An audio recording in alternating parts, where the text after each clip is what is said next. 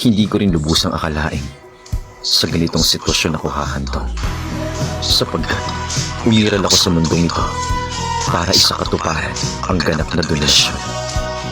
Kumbaga, isang perpektong mekanismong nilikha upang kumitil ng mga mahihina.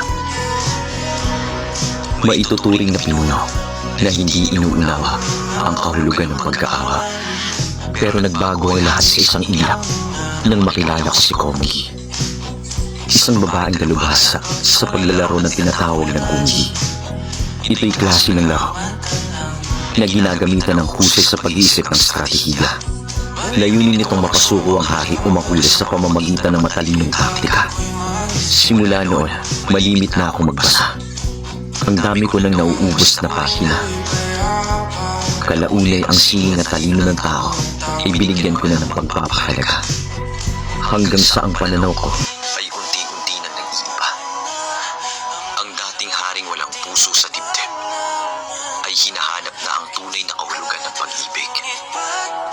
Maraming salamat sa iyo, Komugi. Ang mga bagay-bagay sa mundong ito ay natutukoy ko na sa tamang definisyon. Lumihis ang madilim kong pananaw patungo sa makukulay na ambisyon. Ang tanging nais ko lang ay samahan mo akong maglaro hanggang sa tumigil ang pagtibok ng puso ko.